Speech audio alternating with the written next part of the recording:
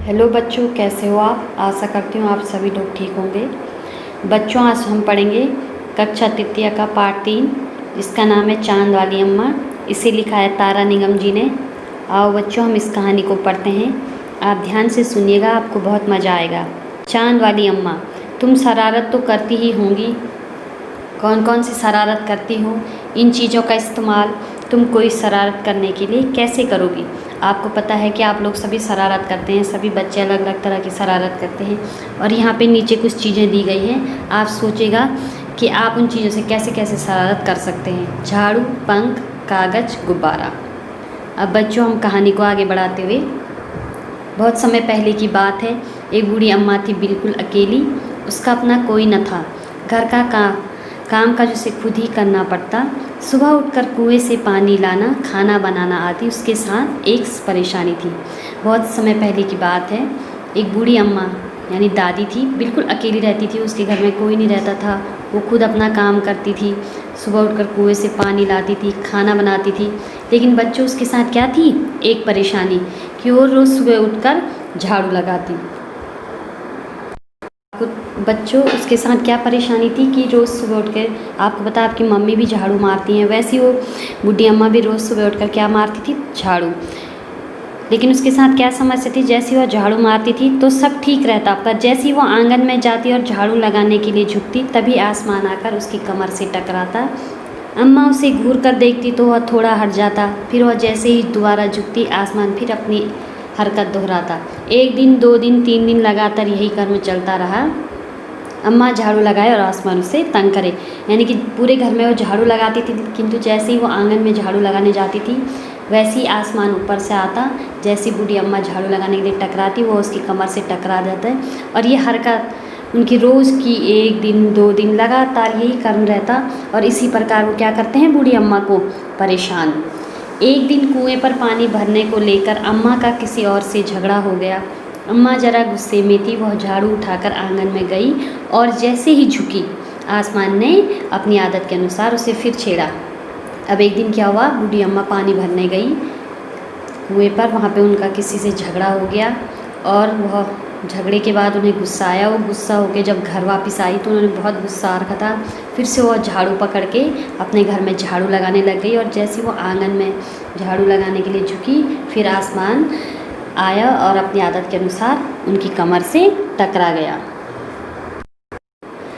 अम्मा ने आव देखा न ताव और कसकर एक झाड़ू आसमान को दे मारी। आसमान झट हट गया, पर वह भी अपनी आदत से मजबूत था। दूसरी बार फिर अम्मा के झुकते ही टक्कर मारने लगा। अम्मा ने फिर पूरी तरह ताकत से उस पर वार किया। अब आपको पता है कि अम्मा का कुएं में कैसे किसी के साथ झगड़ा हुआ।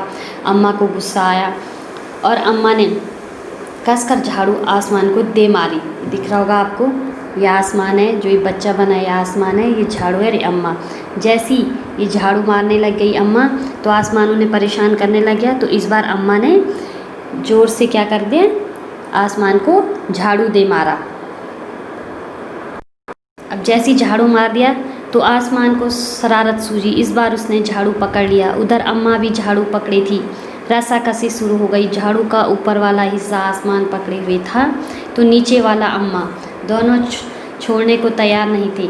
अम्मा चिल्लाई, छोड़ मेरा झाड़ू, मेरे पास एक ही झाड़ू है। अब आपको दिख रहा होगा कि जैसे ही अम्मा झाड़ू लगाने लगी तो फिर आसमान को अपनी शरारत सूझी। अब की बार आसमान को क्या शरारत सूझी कि उसने अम्मा का झाड़ू पकड़ लिया और दोनों में क्या हो गया, रस्साकसी का खेल शुरू हो गया। अम्मा भी झाड़ू नहीं छोड़ने को तैयार थी, क्योंकि अम्मा के पास क्या था, एक झाड़ू।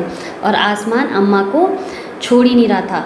तब भी आसमान ने नहीं छोड़ा। बूढ़ी अम्मा कब तक रस्साकसी करती थक गई और आसमान उन्हें उड़ाता उड़ाता ऊपर ले गया। लेकिन बूढ़ी अम्मा रस्साकसी करते करते थक गई थी। आसमान ने झाड़ू खींचना नहीं छोड़ा। तभी भी आसमान ने झाड़ू खींचना नहीं छोड़ा। अब वह झाड़ू के साथ ऊपर उठने लगा।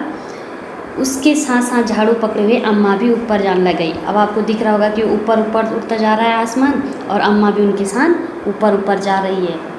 वह चिल्लाई, मुझे नीचे छोड़ दे। आसमान ने कहा, अम्मा अब मैं तुम्हें नहीं छोड़ूंगा, ले चलूँगा ऊपर, वहीं झाड़ू लगाना। अब अम्मा क्या चिल्लाई कि भाई मुझे छोड़ दो नीचे। लेकिन आसमान क्या बोला कि मैं अब तुम्हें नहीं छोड़ूंगा, अब तुम्हें ऊपर ले जाऊंगा अपने साथ और वहीं अब तुम झाड़ू लगाना।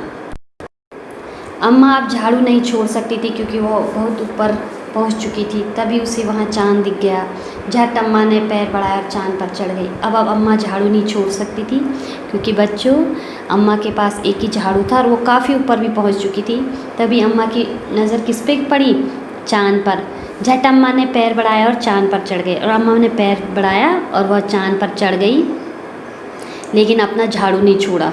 आसमान को फिर शरारत सूझी। आसमान ने फिर शरारत सूझी और आसमान ने सोचा, अम्मा तो चाँद पर चढ़ गई, यदि चाँद उसकी मदद करेगा तो मैं हार जाऊंगा, इसे यहीं रहने दो। अब अम्मा तो चाँद पर चढ़ गई, आसमान ने सोच लिया, यदि चाँद उसकी मदद करेगा तो मैं हार जाऊंगा, तो इससे अच्छा मैं बूढ़ी अम्मा को कहाँ छोड़ देता हूँ, चाँद पर। ऐसा सोचकर उसने झाड़ू छोड़ दिया। अब झाड़ू छोड़ दिया आसमान ने और अम्मा वो झाड़ू सहित चाँद पर रह गई। अम्मा चाँद पर बैठ गई। बहुत इतनी थक गई थी कि झाड़ू पकड़े पकड़े ही चाँद पर बैठ गई। अब अम्मा को बहुत थकान लग गई उड़ते उड़ते और अम्मा क्या बैठ गई? चाँद पर। और बच्चों, उस दिन से आज तक बूढ़ी अम्मा झाड़ू पकड़े चाँद पर बैठी है। बच्चों, ये काल्पनिक कहानी है और यहाँ पे लेखक हमें बताना चाहते हैं कि उस दिन से लेकर आज तक अभी अम्मा झाड़ू पकड़े हुए कहाँ बैठी हुई है? चाँद पर बैठी हुई है। आशा करती हूँ आप लोगों को ये कहानी पसंद आई होगी। धन्यवाद।